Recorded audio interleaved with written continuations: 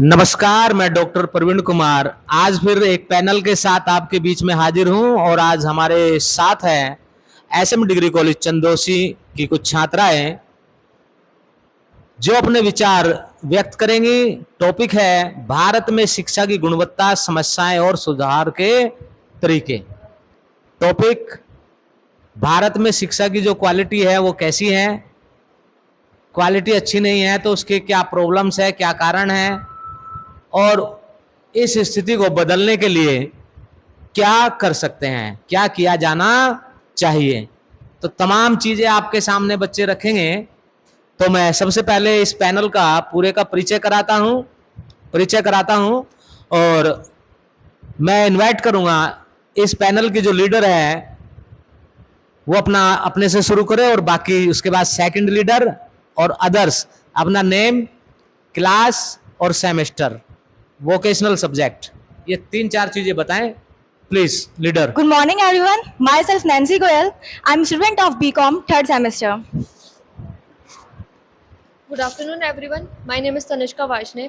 I am a student of BCom third semester. Good afternoon, everyone.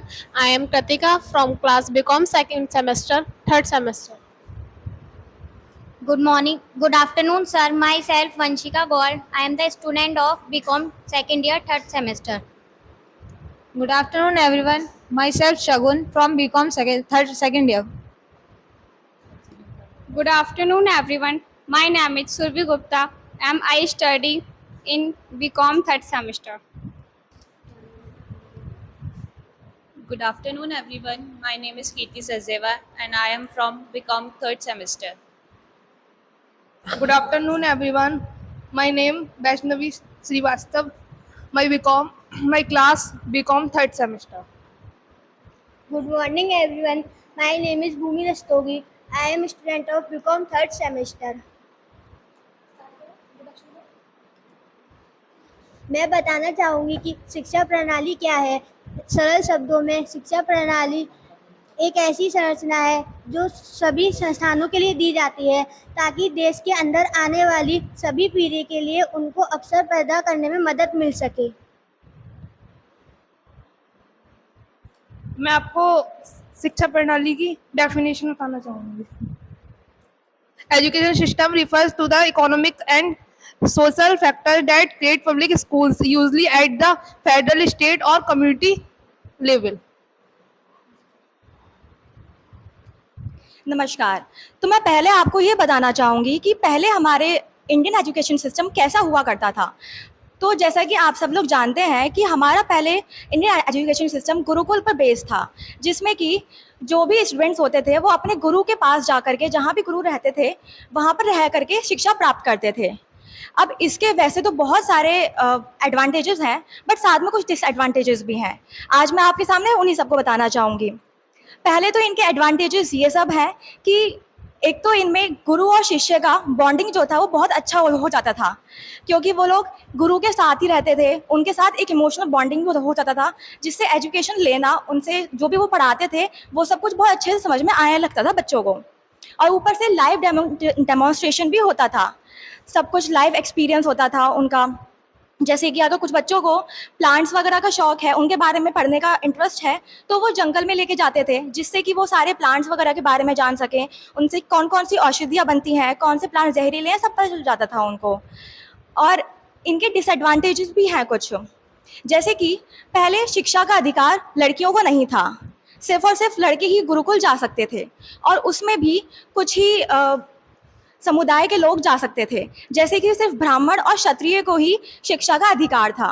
तो ये सब disadvantages बहुत बेकार थे, जो कि धीरे धीरे करके अब सही होने आए हैं। जैसे कि इसने बताया था कि एंशियंट टाइम में गुरुकुल के बारे में बताया था, मैं आज के टाइम के बारे में बताऊंगी। उस टाइम में जैसे कि क्या कहते हैं, एक्सपेरिमेंट करवाते थे, प्रैक्टिकली करवाते थे। इस टाइम में इतने नहीं होते हैं, तो बच्चों को ढंग से समझ नहीं आता है, उनको ढंग से एक्सप्लेन नहीं हो पाता इसमें कैसे होता है ये सारी चीज़ें। मैं शिक्षा पद्धति के आधार पर शिक्षा की गुणवत्ता बताना चाहूँगी कि शिक्षा हमें शिक्षा किसी भी जाति, धर्म या उच्च या निचले स्तर को देखकर नहीं दी जाती। आधुनिक युग में हम शिक्षा को विभिन्न पद्धतियों द्वारा समझ सकते हैं। मैं आपको शिक्षा पद्धति की समस्याएं बताऊंगी। कंटिन्यू। शिक्षा पद्धति की समस्या ये है कि आजकल शिक्षक अपने बच्चों पर ज़्यादा ध्यान नहीं देते हैं। कुछ छात्र भी कमज़ोर होते हैं तो वो क्लास अटेंड करने नहीं आते हैं। कुछ शिक्षक भी उन्हें टाइम नहीं दे पाते प्रॉपर तरीके से। मैं आधुनिक समय में होने वाली शिक्षा के बारे में बताऊंगी। जो इस टाइम पे जो शिक्षा का दर है वो 74% है, जो कि एंशियंट टाइम पे 18% था, क्योंकि ना तो कि स्त्रियों को पढ़ाई का अधिकार दिया जाता था और ना ही शूद्र और अन्य निचली जातियों को पढ़ाई का अधिकार दिया जाता था। इस वजह से उस समय की शिक्षा का दर केवल 18% था, जो अब बढ़कर 74% हो चुका है। मैं शिक्षा प्रणाली की गुणवत्ता के बारे में बताऊंगी। शिक्षा प्रणाली इस समय बिल्कुल सही है। शिक्षा प्रणाली इस समय नहीं लागू हुई है। ये 2020 में इस नीति का निर्धारण किया गया था और शिक्षा प्रणाली हमारी सबसे पुरानी नीति है। चलिए, आप बोले थे अभी नहीं? मैं आपको आधुनिक शिक्षा प्रणाली के बारे में बताऊंगी। जहां आजकल आधुनिक शिक्षा प्रणाली के फ़ायदे हैं, वहां उसके नुकसान भी हैं। आधुनिक शिक्षा प्रणाली में हम कहते हैं ऑनलाइन शिक्षा भी ग्रहण कर सकते हैं, जिसके कुछ नुकसान भी हैं, क्योंकि इससे हमारा स्क्रीन टाइमिंग भी बढ़ता है। बट कहते हैं अगर जैसे हमारे अभी पीछे कोविड की एक महामारी हुई थी, जिस कारण हम लोगों ने घर बैठ के शिक्षा ग्रहण की, जो उसका फ़ायदा भी है। बट अगर कभी कभी ऑनलाइन शिक्षा में ये भी होता है कि बच्चे कहते हैं फ़ोन लेते हैं पढ़ने के लिए, पर उसका अनुपयोग करते हैं, अदर ऐप्स वगैरह यूज़ करते हैं। मैं आपको शिक्षा प्रणाली के सुधार के बारे में बताऊंगी। भारत में ग्रामीण क्षेत्र की शिक्षा का स्तर बहुत ही बेकार है, जिसके कारण भारत सरकार को उसमें सुधार करना चाहिए। चलिए, दूसरा राउंड आपका चले। उससे पहले देखिए, आप लोगों ने कहा कि शिक्षा के क्षेत्र में समस्याएं हैं। मैं सभी दर्शकों को ये बता दूं कि ये आपका एक तरीके से अनकट या डायरेक्ट लाइव टेलीकास्ट की तरह मान लीजिए। यहाँ जो पार्टिसिपेंट हैं उनकी ओपिनियन से मेरा सहमत होना आवश्यक नहीं है, और इस जो ये एक्सरसाइज यहाँ पर हो रही है वो स्टूडेंट्स के कुछ projects, assignments, group discussion, formalities को पूरा कराने से संबंधित है। राइट? जो भी थॉट्स हैं वो पार्टिसिपेंट्स के उनके अपने हैं, ये मैं क्लियर कर देना चाहता हूँ। और हम उसमें कोई कटिंग नहीं, और जो वीडियो हम शेयर करेंगे वो इसलिए करते हैं ताकि और स्टूडेंट्स भी मोटिवेट हो, और उनके अंदर जो कमियां हैं, एक्चुअली अगर प्रेजेंटेशन अच्छा नहीं होगा तो आपके अंदर कितनी ही क्वालिटी हो उसका कोई मतलब ज़्यादा नहीं रह जाता, क्योंकि अगर आपकी क्वालिटी मार्केट में दिखेगी नहीं, सही प्रकार से उसका प्रस्तुतिकरण, प्रेजेंटेशन नहीं होगा, तो निश्चित रूप से आपका कोई फायदा ना, आपको फायदा मिलेगा, ना ही आपकी योग्यताओं का कोई लाभ ले सकेगा, ना देश, ना समाज, ना कोई संस्था। क्लियर है? तो आपकी जो क्वालिटी है वो लोगों के सामने आए और भी मोटिवेट हो, ये पर्पज हमारा इसको शेयर करने का एकेडमिक वर्क है। दूसरा मेरा ये कहना है कि क्वालिटी, ठीक है, क्वालिटी वो नहीं है जो होनी चाहिए। आप में से एक पॉइंट आया यहाँ पर, पुरानी शिक्षा व्यवस्था। अभी मैं देखिए, सोशल मीडिया समाज का दर्पण है आज के समय में। तो सोशल मीडिया में एक, हो सकता है आपको अच्छा ना लगे, उसमें एक ये था सेंटेंस कि जब महिलाएं अशिक्षित थी तो उस समय ज़्यादा डॉक्टर, इंजीनियर निकलते थे परिवारों से, और आज महिलाएं ज़्यादा शिक्षित हैं तो टिकटॉकर और रील बनाने वाले बच्चे ज़्यादा निकल रहे हैं। कितना सत्य है कितना असत्य है इसका मैंने किया नहीं, लेकिन हाँ, इस पोस्ट ने मेरे माइंड में एक स्ट्राइक की। बात समझ गए हो? दूसरा ये है कि आजकल जो बॉन्डिंग, आप में से किसी ने कहा था, बॉन्डिंग जो टीचर स्टूडेंट के बीच में होनी चाहिए, जो भाव होना चाहिए। किसी जमाने में राम लक्ष्मण ये जो जाते थे आश्रम में, वहां क्या करते थे? भिक्षा मांगने भी जाते थे, सामान इकट्ठा करते थे, आश्रम का सारा काम करते थे, है कि नहीं है? क्या वो गरीब परिवार के बच्चे थे अकेले? आप में से ने कहा कि साहब गरीबों को तो पढ़ने की अनुमति नहीं थी, उस पर बाद में आएंगे गरीब है कि नहीं है, कौन गरीब है क्या है। दूसरा ये है कि वो तो राजाओं के बच्चे थे ना, लेकिन रहते तो बीपीएल परिवारों के बच्चों की तरह थे, हाँ या नहीं?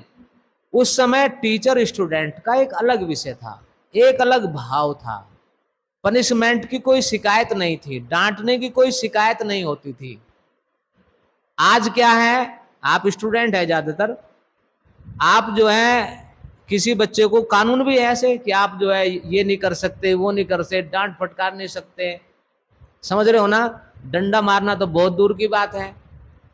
हमारी मैडम भी प्रिंसिपल है कहीं, ठीक है, अब बताइए कि वहां ना स्वीपर है ना ही वहां कोई, अब झाड़ू कौन लगाएगा या कप उस पे मेज पर कपड़ा कौन मारेगा भाई?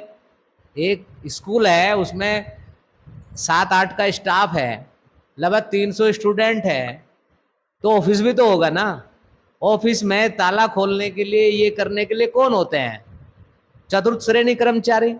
अब अगर मान लीजिए वो व्यवस्था ही नहीं है, तो ऐसी स्थिति में अगर किसी स्टूडेंट की हेल्प ले ली जाए और कोई वीडियो बना करके सोशल मीडिया पे वायरल कर दे कि बच्चों पे कपड़े, बच्चों से ये कराया गया है, बात समझ गए हो ना?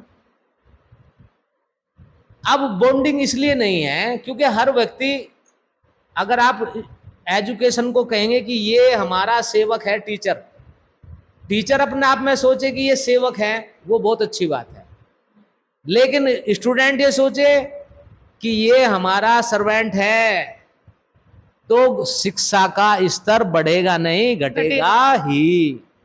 बात समझ गए हो ना? शिक्षा, टीचर और स्टूडेंट में जो बॉन्डिंग होनी चाहिए, वो बॉन्डिंग इस भाव से नहीं होगी। दूसरा, आजकल क्या है कि ज्यादातर जो स्टूडेंट्स आ रहे हैं वो प्राइवेट या कोचिंग की बैकग्राउंड से ज्यादा आ रहे हैं। अब कोचिंग पढ़ने वाले स्टूडेंट्स, कोचिंग का क्या माहौल रहता मुझे नहीं पता, जिन्होंने कोचिंग की होगी, हमने तो कभी कोचिंग पढ़ी नहीं है रियल में, पीजी कर लिया, पीएचडी कर ली, सब कर ली, कोचिंग सेंटर में हम गए नहीं कभी। लेकिन जो सुनते हैं कि भाई कोचिंग का माहौल भी ज्यादा अच्छा नहीं रहता, ये अलग अलग उस पर डिपेंड करता है। लेकिन बहरहाल इतना है कि देखो, कोचिंग एक बिजनेस है और बिजनेस तरीके से होता है, वो टीचर के हिसाब से उतना शायद कस नहीं सकता स्टूडेंट को, राइट? अब जो 12th तक की जो एज है, जहां उसको कसा जाना चाहिए था, जहां बॉन्डिंग और वो भाव, इमोशंस पैदा होने चाहिए थे, वो बैकग्राउंड तो फ्रीडम की रही। हायर एजुकेशन में आने के बाद फिर उसमें वो सारे गुण डेवलप नहीं किए जा सकते। अब रही क्वालिटी की बात, आपने कहा क्वालिटी, अभी हमारे कुछ स्टूडेंट्स बैठे हुए थे, हम डिस्कशन चल रहा था, आज के समय में काम की कमी नहीं है, काम को जिस प्रकार के स्किल्ड पर्सन की जरूरत है उनकी कमी है। मैं सेंटेंस दोबारा बोलूं या समझ में आ गया? काम की कमी नहीं है, काम के लिए जिस प्रकार के स्किल्ड हैंड्स की जरूरत है वो नहीं है। सरकार ने ये सोच करके कि इनको वोकेशनल भी दिया जाए, कंपलसरी किया जाए, इंडस्ट्रियल ट्रेनिंग कराई जाए, तमाम चीजें दी। क्यों दी? ताकि ये लोग पढ़ाई करने के बाद मार्केट के हिसाब से जैसे स्किल हैंड्स की जरूरत है वो ये डेवलप कर लें। लेकिन हो क्या रहा है, फाइल बना रहे हैं ले दे करके, जैसे भी बन रही है, लेकिन स्किल कुछ नहीं है। अन्यथा मत लेने की आवश्यकता नहीं है, जो अपेक्षाएं हैं उस स्तर तक चीजें नहीं पहुंच रही है। तो हमने ये तय किया है कि सब स्टूडेंट, तो देखो भाई, सबको तो जो है घोड़ा नहीं बनाया जा सकता, शब्दों पे मत जाना, इमोशन देखना। सब बच्चों को तो A++ कैटेगरी में नहीं कर सकते ना, क्योंकि बहुत सारे फैक्टर है A++ में आने के लिए। हाँ, जो आगे बढ़ना चाहता है उसके लिए साधन, इसकी कोई कमी नहीं होगी, लेकिन कमर स्टूडेंट को ही कसनी पड़ेगी। नहीं, मुझे वोकेशनल में या अदर चीजों में अपने को A++ कैटेगरी में लाना है। उसका मतलब समझ गए हो कि आपको मार्केट के हिसाब से अपने को पूरा अपडेट कर करके यहाँ से निकलना है, राइट? वही सिलेबस है, उसमें कुछ बच्चे अच्छा कर लेते हैं, वही बच्चे हैं कुछ बिल्कुल नहीं करते, पास तो हो ही जाते हैं, लेकिन पास होने से काम नहीं चलेगा। तो क्वालिटी, एनईपी अपने आप में परफेक्ट एजुकेशन पॉलिसी है, लेकिन इम्प्लीमेंटेशन के लिए जो स्टेक होल्डर्स हैं, स्टूडेंट है, टीचर है, सरकारी मशीनरी है, यूनिवर्सिटी है, क्योंकि ना तो हर चीज आपके हाथ में है, ना ही हर चीज प्रवीण कुमार के हाथ में है, ना ही हर चीज प्रिंसिपल साहब के हाथ में है। जो जो भी शिक्षा के प्रति, इसको संचालन के प्रति जिम्मेदार है, सबका एक ही दृष्टि होगी तो ही एजुकेशन सिस्टम सुधर पाएगा। समझ गए ना? तो ही क्वालिटी इसकी हो पाएगी, अच्छी हो पाएगी। तो ये थी गुणवत्ता की बात। एनईपी अपने आप में परफेक्ट है, इसमें हर वो चीज है जो आप महंगी फीस दे करके बीबीए एमबीए करते हैं, वही सिस्टम वहाँ है, वही सिस्टम यहाँ है। वहाँ भी इंटर्नशिप, यहाँ भी इंटर्नशिप, वहाँ भी इंडस्ट्रियल ट्रेनिंग, यहाँ भी इंडस्ट्रियल ट्रेनिंग। वहाँ बच्चा गंभीर और यहाँ बच्चा गैर गंभीर। उसका कारण क्या है अब आप बताओ? बच्चा एमबीए में एडमिशन लेते ही, बीबीए में एडमिशन लेते ही, बीटेक में एडमिशन लेते ही गंभीर हो जाता है, और ट्रेडिशनल कॉलेज में एडमिशन लेने के बाद वो हवा लग जाती है या थोड़ा उतना गंभीर नहीं है। क्या कारण है? तो जैसा कि आपने कहा कि पहले बच्चे गंभीर नहीं होते हैं पर उसके बाद में गंभीर होते हैं, तो इसका सबसे बड़ा कारण मुझे ये लगता है कि जब वो छोटे होते हैं 12th क्लास तक, उनके पास पूरी नॉलेज नहीं होती है कि वो किस किस फील्ड में जा सकते हैं। वो जो भी सुनते हैं ज़्यादातर डॉक्टर, इंजीनियर, साइंटिस्ट या फिर गवर्नमेंट जॉब्स, इन 3-4 चीज़ों के बारे जॉब्स के बारे में ही सुना है। तो वो लोग सिर्फ इसी की तैयारी करते हैं और सोचते हैं कि हम इन्हीं में ही जाएंगे।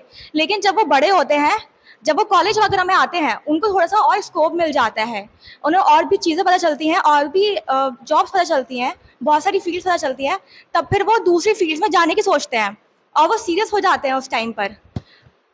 तो ये है कि 12th क्लास तक, बल्कि 10th क्लास तक भी अगर बच्चों को ये बताया जाए कि हमारे दुनिया में कितनी सारी फील्ड्स हैं जिसमें वो लोग जा सकते हैं, लाइक आर्कियोलॉजिस्ट हो सकते हैं, स्टैटिस्टिशियंस हो सकते हैं, ये सब भी होते हैं, पर इन सब की कोई बात नहीं करता है। तो उनको पता ही नहीं है कि किस किस चीज़ में हम लोग जा सकते हैं। ऊपर से सबसे बड़ी बात यह है कि उन लोगों को पेरेंट्स के प्रेशर में आकर के अपनी स्ट्रीम्स चूज़ करनी पड़ती हैं। 10th क्लास में ही बच्चों को ये कह जाता है कि साइंस लोगे तो वो अच्छा है, कॉमर्स लोगे तो ठीक ठाक है, आर्ट्स वाले तो बिल्कुल बेकार हैं, और फिर उसी के हिसाब से उन्हें उसी नज़रों से देखा जाता है। तो जिस बच्चे को कॉमर्स में इंटरेस्ट होगा वो बच्चा प्रेशर में आकर के साइंस ले लेगा। अब जिस चीज़ में इंटरेस्ट नहीं है तो वो चीज़ फिर वो अच्छे से कैसे कर पाएगा। और तो इसी वजह से 10th क्लास तक एक काउंसलर रखना चाहिए सारे स्कूल्स को, जिससे कि वो गाइड कर सके बच्चों को, बता सके कि वो किस किस फील्ड में जा सकते हैं, उनका इंटरेस्ट बिल्ड हो सके अलग अलग चीज़ों में, क्योंकि हर एक बच्चे का इंटरेस्ट एक ही चीज़ में नहीं होता है। और ज़्यादातर हमको यही सब पढ़ाते हैं कि तुम्हें मार्क्स पे फोकस करना है, कोई भी नॉलेज पर ध्यान नहीं देता। जिसके मार्क्स कम आ गए वो बुद्धू है, लेकिन क्या पता उसको नॉलेज ज़्यादा हो। बिल्कुल सही कहा इन्होंने, मार्क्स पर ज्यादा ध्यान फोकस किया जाता है और क्वालिटी पर उतना ध्यान नहीं दिया जाता। तो अब हम चर्चा करेंगे आपसे कि क्या क्या समस्याएं हैं और उसका आपकी नज़र में क्या समाधान है। तो सबसे पहले समस्या कोई बताएं, क्या समस्या आपको नजर आ रही, आपके अलावा कोई और बोलो। एक तो ये समस्या आ गई भाई, मार्क्स पर ज्यादा फोकस करने का जोर दिया जाता है कि नंबर अच्छे आने चाहिए, क्वालिटी इंप्रूव हो या ना हो। यहां से शुरू करो, सबको एक एक समस्या बतानी, कॉर्नर से शुरू कर दो, सबको कोई ना कोई समस्या बतानी है, टाइम वेस्ट नहीं करेंगे, वीडियो ज्यादा लंबी हो जाएगी। सबसे पहली प्रॉब्लम तो ये है कि एजुकेशन सिस्टम में बच्चों के इंटरेस्ट के अकॉर्डिंग भी कुछ ऐड होना चाहिए। सब बच्चे या तो किसी अच्छे सब्जेक्ट में ही इंटरेस्टेड नहीं होते हैं। आपने बताया कि बच्चों के इंटरेस्ट के अकॉर्डिंग यस सर, ऐड होना चाहिए। Yes sir.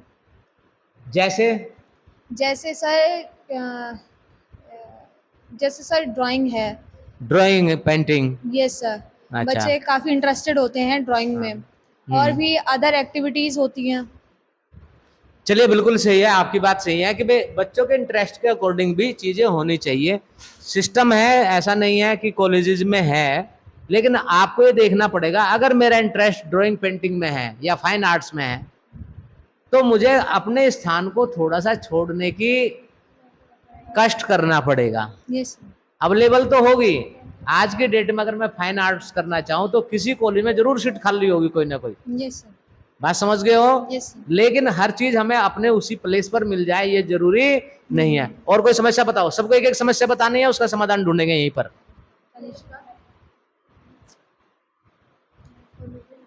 आजकल स्टूडेंट्स को बस गिने चुने ऑप्शंस ही पता है अपने फ्यूचर करियर के, लाइक गिने चुने ऑप्शंस ही पता है स्टूडेंट्स को करियर वाइज, है ना? जी। अगले कौन पूछेंगे सवाल, इसका जवाब क्या हो सकता है या इसका उपाय क्या हो सकता है?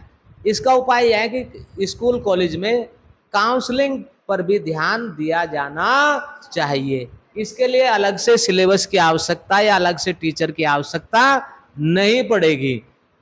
ये बिल्कुल सही कहा इन्होंने। मैं खुद आपके सामने बैठा हूँ, 8th क्लास में जैसे मेरी फर्स्ट पोजीशन थी, फर्स्ट डिवीजन नहीं प्रॉपर, और बड़ा कॉलेज था जाट कॉलेज बड़ौद, तो उसमें मेरे को साइंस मिल गई। सबने कहा साइंस लो, हमने साइंस ले ली। साइंस लेने के बाद किसने कहा भैया तुझे तो मेंढक काटने पड़ेंगे, हमने कहा भैया हमारे पास तो मेंढक काटने हैं नहीं। हमने साइंस छोड़ के फिर आर्ट साइड ले ली, जिसको आर्ट साइड कहते हैं आप, आर्ट साइड ले ली।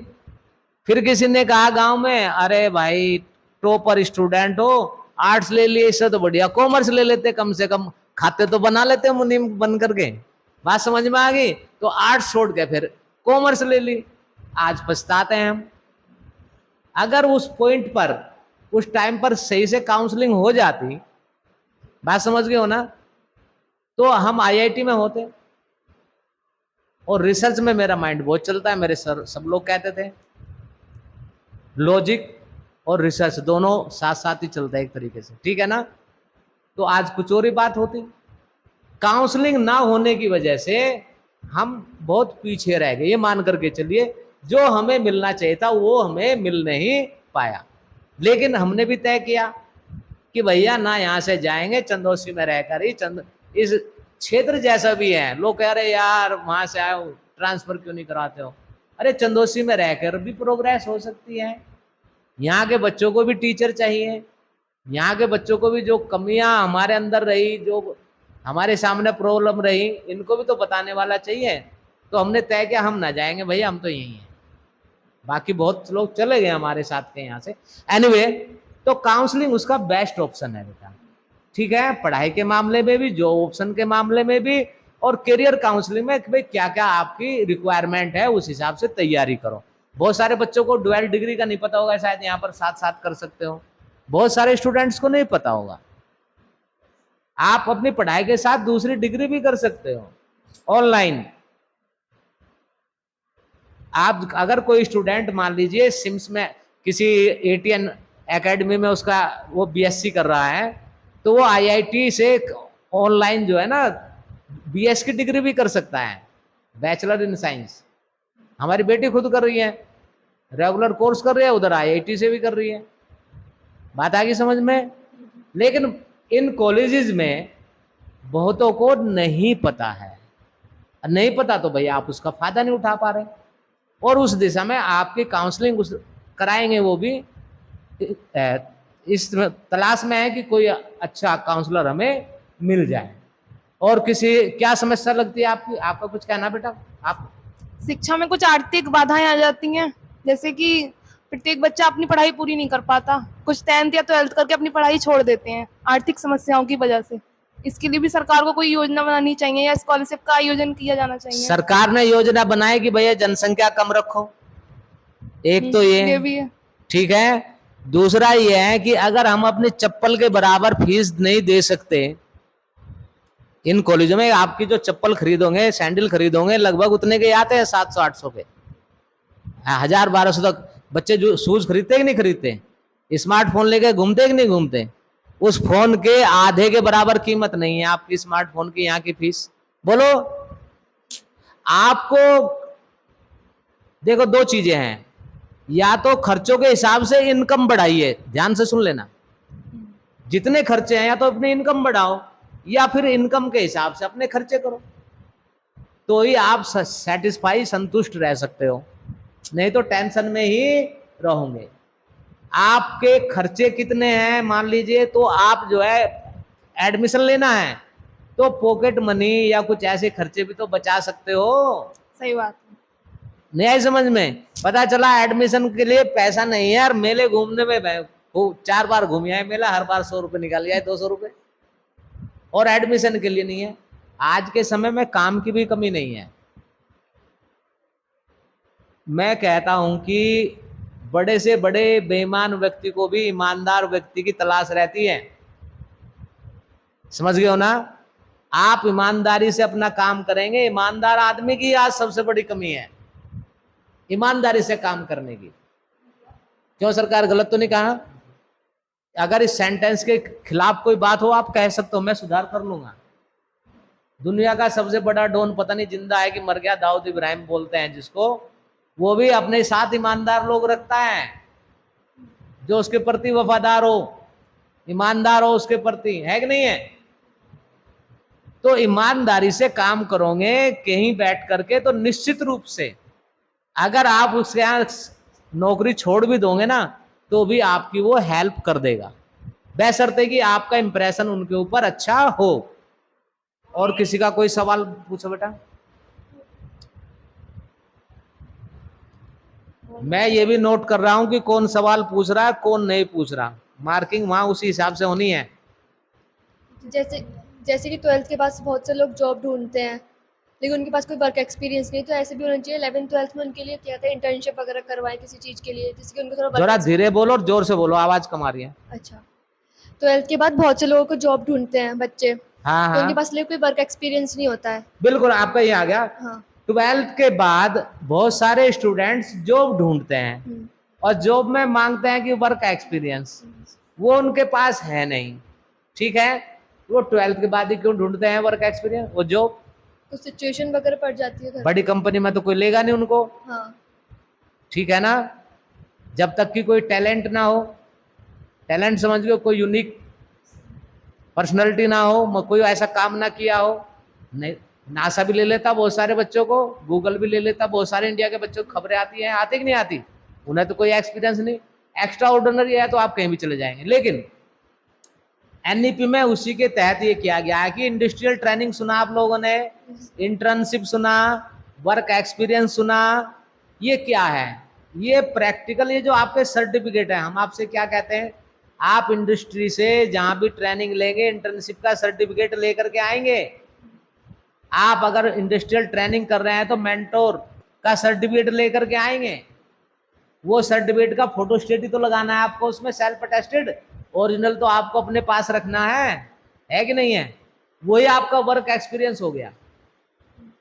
इंटर कॉलेज में है कि नहीं है मुझे नहीं पता, लेकिन हाँ ये कमी थी और एनईपी ने उसको पूरा कर दिया है। लेकिन अब ये खुद स्टूडेंट को तय करना है कि टीचर ने कहा कि इंटर्नशिप करने जाना है। इंटर्नशिप ऑनलाइन ऑफलाइन दोनों तरीके से हो सकती है। एक वेबसाइट मैंने बताई थी काउंसलिंग के समय, उस वेबसाइट का नाम था जिस पर इंटर्नशिप के बारे में जानकारी मिलती, क्या नाम था, कुछ याद है? मेरे तो याद है, इंटर्नशाला। लाखों इंटर्नशिप निकलती है उसमें, पेड निकलती है, गूगल वगैरह सब के उस पर निकलती है, बड़ी बड़ी, समझ गए हो? ऑनलाइन ये वर्क एक्सपीरियंस ही है। और बताओ कोई समस्या? जो नहीं बोला वो बोलिएगा। जैसे कि सर शिक्षा मतलब जोर से बोलो। स्टडी करने के लिए अगर हम किसी दूसरे स्टेट में जाते हैं या बाहर जाते हैं कहीं पर, तो वहाँ पर सिलेबस की प्रॉब्लम होती है कि मतलब वहाँ का सिलेबस अलग है या लैंग्वेज अलग है उन लोगों की, तो सिलेबस में थोड़ा प्रॉब्लम होती है। अब इसका क्या समाधान होना चाहिए आप ही बताओ। इन्होंने कहा कि दूसरे स्टेट में जाते हैं तो वहाँ प्रॉब्लम होती है सिलेबस की और लैंग्वेज की, है ना? लेकिन दूसरी कंट्री में जाएंगे तो वहाँ लैंग्वेज की समस्या नहीं होती है। नहीं होती ना? नहीं होती ना? होती है क्योंकि इंग्लिश तो हम सब पढ़े हैं। बोल भी लेते हैं, लेकिन हम गुजरात में जाएंगे गुजराती ना समझ पाएंगे, क्यों जी? जी। इसलिए सरकार ने कहा कि दूसरी भाषा भी आपको इंडियन भाषा पढ़नी पड़ेगी। एक बात समझ में आ गई? ये सिस्टम कुछ आ रहा है। और थोड़ा सा जब आप इंस्टीट्यूशंस के अंदर जाते हैं, फिल्मों ने, आप किसी भी स्टेट में चले जाएं, इतना है कि आपको वर्क करने में, पढ़ने में तो कोई समस्या नहीं आएगी। हाँ, वो फ्री सर्किल तो नहीं बन पाएगा आपका जिनसे आप खुल्लम खुल्ला डिस्कशन कर सको। बात समझ गए हो? आती है दिक्कत, लेकिन उतनी नहीं, जहां चाह वहां रहा। और किसने नहीं पूछा सवाल, वो पूछो। जैसे कि समस्या बताना है, समस्या का समाधान मैं भी दे रहा हूं, आप भी दे सकते हो। बोलो।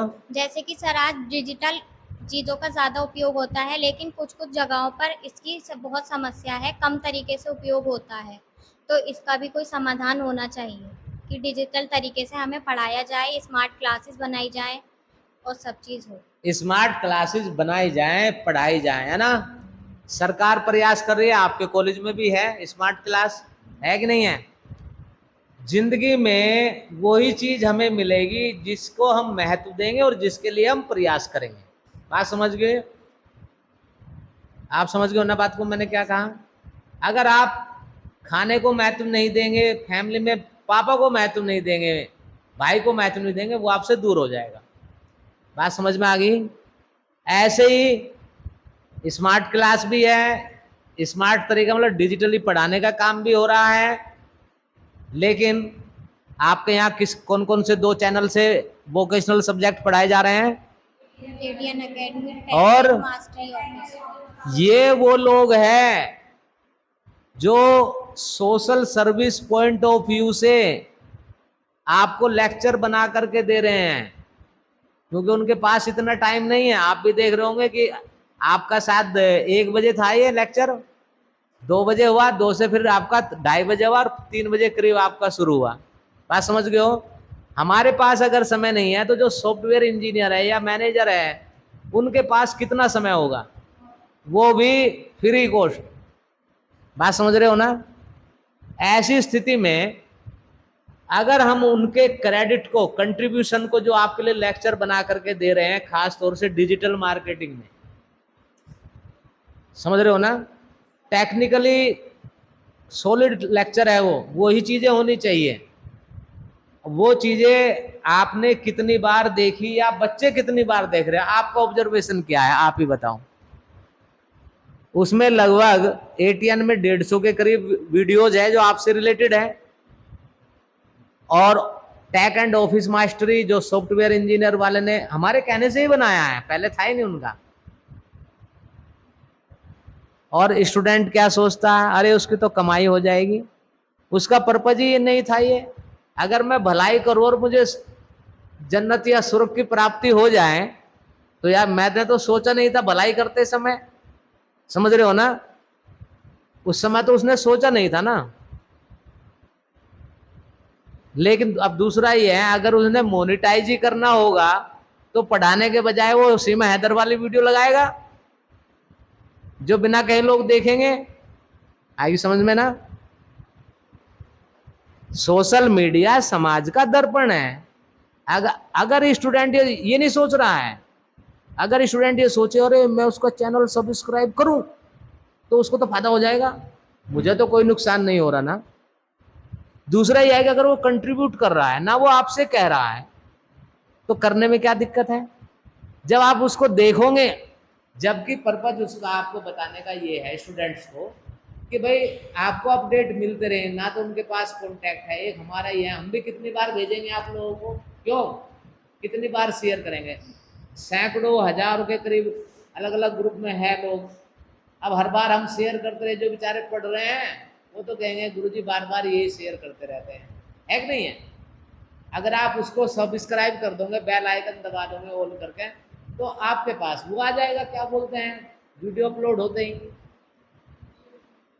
उसका इतना पर्पज है। अगर आपने सोच लिया है मेरे से फायदा नहीं होना चाहिए, उसको मेरा तो नुकसान कर लो, लेकिन जो यार फ्री में पढ़ा रहा है, आपको लेक्चर बना रहा है, और ऑनलाइन लेक्चर बना करके पढ़ाना सबसे कठिन है।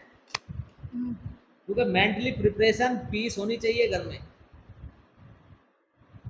तो डिजिटली समझ गए आप, फेसबुक पर आपका है, सब चीजें पड़ी है, कॉलेज की सूचनाएं भी आ रही है, यहाँ पर भी आपका चल रहा है। अभी आप लोग को गूगल मीट और जूम पर भी हम लोग कराएंगे। वर्क एक्सपीरियंस का सर्टिफिकेट भी आप लोगों को दिया जाएगा, उनको जो अलग अलग जगह काम करेंगे। बात समझ में आ गई? और बताएं। ओ, माइक दो इनको।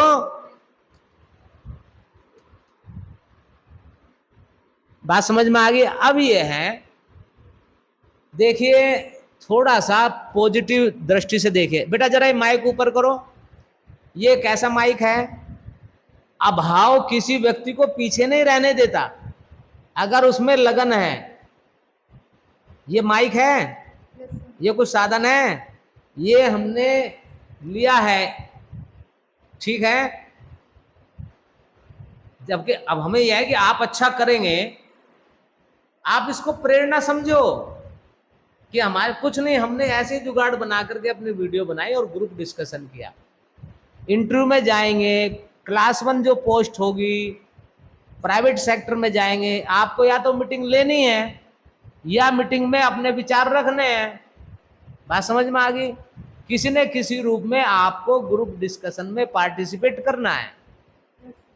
मान लीजिए आपको यह निर्णय लेना है कि कॉलेज में, इस शहर में बंदरों का आतंक है। एक समस्या देता हूं, ठीक है।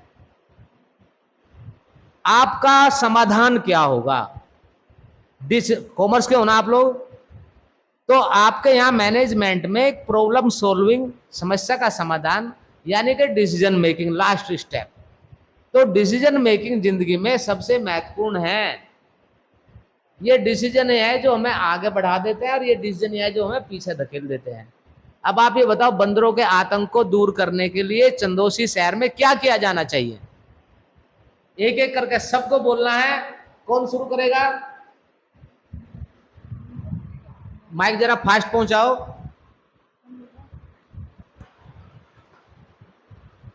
तीस सेकंड पे माइक पहुंच जाना चाहिए। या तो सभी बंदरों को ऐसा करना चाहिए कि या तो सभी बंदरों को कहीं इकट्ठा किया जाए, कोई खाने का लालच देके या फिर किसी भी तरीके से, और किसी ऐसी जगह पर छोड़ दिया जाए जहां वो सेफ भी रहे और खाना पीना भी वो खाते रहे, किसी जंगल साइड में। चलिए नेक्स्ट, बोलना सबको है।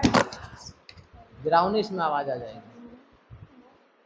भाई बंदरों का आतंक से तो परेशान है ना। मैं तो एक कॉमन सा वर्ड दिया, नहीं तो कोई बिजनेस प्रॉब्लम भी दे सकता था आपको। बोलो सर, जैसा कि इन्होंने कहा कि हम ऐसे लालच दे करके उनको बुला सकते हैं अपने जाल में फंसा करके, और उनको हम जंगल वगैरह में छोड़कर आ सकते हैं। तो मुझे लगता है कि ये एक तरीका फिर भी सही है, क्योंकि अगर हम जंगल में छोड़कर आ जाएंगे तो उनको एक एनवायरनमेंट मिल जाएगा जहाँ पर वो रह सकें। इनकी बात को कौन काटेगा? इनका है कि यहाँ से उठाओ और जंगल में फेंके आओ बंदरों को, यही कहा ना। तो जहाँ जंगल है वहाँ दूसरे लोग नहीं रहते क्या? नहीं, तो ऐसे एरिया में ना जहाँ पर इंसान ना रहते हो, सिर्फ जंगल में ऐसे लोग जहाँ पर सिर्फ जानवर वगैरह रहते हो ज़्यादातर। बताइए और कोई सुझाव कैसे दूर हो सकता है, तुम बोलो। हर चीज़ की जैसे कोई ना कोई वीकनेस होती है, वैसी बंदरों की होगी कि या उनको भेजने के लिए कुछ हमें उपाय निकालने होंगे। जैसे बंदर किसी जानवर से डरते हो, उनको लाया जाए, जिनसे उन्हें भगाया जाए। और बताइए। भाई बंदरों के आतंक से तो सब परेशान है,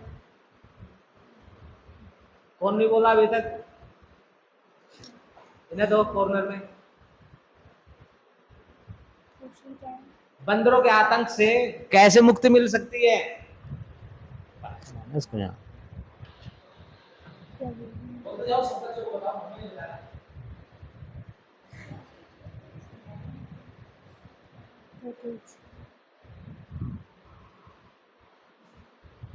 देखिए, जब आप डिसीजन लेते हैं या कोई प्रॉब्लम सोल्व करते हैं, अभी हमने आपके सामने एक इश्यू रखा, प्रॉब्लम का समाधान आपको करना है। मैंने क्या बताया कि ग्रुप डिस्कशन कह लो या मीटिंग कह लो, आप सब जो है मान लीजिए सुपरवाइजर है, कर्मचारियों की जो प्रोडक्टिविटी है, उत्पादकता है, काम जो है अकॉर्डिंग टू एक्सपेक्टेशन नहीं हो रहा है। ठीक है, काम जितना होना चाहिए, बच्चों का रिजल्ट अच्छा नहीं आ रहा। मान लीजिए आप सब टीचर है, प्रिंसिपल ने बोला आइए सब कमरे, सब बच्चों के रिजल्ट कैसे डाउन हो गए, पेरेंट्स की बहुत शिकायत आ रही है, तो आपको अपने सुझाव देने पड़ेंगे ना। उसी के बाद तो निर्णय होगा क्या क्या समस्याएं हैं, क्या क्या किया जा सकता है, क्या संभव है। प्रॉब्लम और डिसीजन मेकिंग, प्रॉब्लम सॉल्विंग और डिसीजन मेकिंग हर व्यक्ति के जीवन में है, और जो बढ़िया डिसीजन मेकर है या इफेक्टिव डिसीजन ले सकता है, इस पर डिस्कस बाद में सोचना, जरा पूरा डिटेल नहीं बता पाऊंगा मैं, इस समय कम है।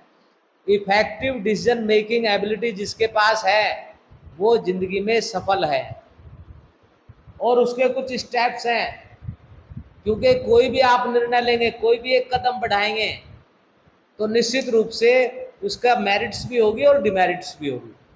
ठीक है, जैसे आप शतरंज में चलते हो, एक चाल आप जानबूझ के कटवा दे तो अपना सिपाही, लेकिन अपने ऊंट को बचा लेते हो। कटना तो एक को है, आप कम खो करके ज्यादा पाए। यही है कि आप जो स्टेप ले रहे हैं उसके फायदे हो, ये जरूरी नहीं है, कुछ नुकसान भी हो सकते हैं। तो आपको बेस्ट ऑप्शन में से सही ऑप्शन चुनना, अपने लिए सूटेबल चुनना, ये प्रॉब्लम सॉल्विंग कह लीजिए, और इसको लास्ट जो रिजल्ट है वो डिसीजन मेकिंग है। क्लियर है। अब बंदरों के आतंक की जो बात थी कि हम खेतों में छोड़ आए, उसने सारी सब्जियां खत्म कर दी, पता चला था तुम्हारा सब्जियां मार्केट में आ नहीं पा रही है कि नहीं है, तो सब्जियां क्या होगी, महंगी होगी कि नहीं होगी, बताओ। जानवर की खराब की हुई सब्जी आप खरीदेंगे? सर मैं आपको करेक्ट करना चाहूंगी कि मैंने खेतों की बात नहीं कही है, जंगलों की बात कही है। और उस पर ले जा रहा हूँ। आपकी उस बात को हमने मान करके बंदरों को छोड़ दिया जंगल में, और वहां लौकी, टमाटर, इन सब के खेत है, बंदर उनको तोड़ तोड़ के खा रहे हैं। ठीक है ना। हुआ क्या, पैदावार जहां मान लीजिए 100 kg होना चाहिए था, वहां पर मान लीजिए 10 kg निकला है, तो प्रोडक्ट महंगा होगा कि सस्ता? महंगा होगा ना। तो ये भी डिसएडवांटेज हुआ। एक्चुअली जिस प्रकार से हमें रहने के लिए मकान, दुकान, समय, ये सब चीजें चाहिए ना, ऐसे ही ये जो जमीन है ना, धरती, हकीकत में अगर सोचे थोड़ा सा इसको आप डीपली, ये इस पर केवल हमारा अधिकार नहीं है, जो भी जीव यहाँ पर आया सबका इस पर अधिकार है। वो बात दूसरी है कि हमने रजिस्ट्री और ये कागज, आरसी, ये सब अपने बना लिए, वो एक अलग चीज है, लेकिन उन सब का अधिकार है जो यहाँ पर रह रहा है, चाहे वो किसी भी फॉर्मेट में भगवान ने बनाया है। ठीक है। हमने पेड़ कौन से लगा रहे हैं, हम फलदार पेड़ नहीं लगा रहे, फूलदार लगा रहे हैं। जब उनको खाने को कुछ नहीं मिलेगा तो वो कहाँ झटका मारेंगे, कहाँ परेशान करेंगे, घरों में। ठीक है। क्योंकि अब टाइम ओवर है। मुझे उम्मीद थी आप कॉमर्स के स्टूडेंट है, बढ़िया बेहतरीन परफॉर्मेंस आपसे उम्मीद थी, वो आपने किया। अगर किसको लगता है कि मेरी परफॉर्मेंस उतनी अच्छी नहीं है जितनी की होनी चाहिए थी, वो अगले उसमें वो करें, इम्प्रूव करें। ठीक है। हमारा काम केवल आपको इम्प्रूवमेंट देना है।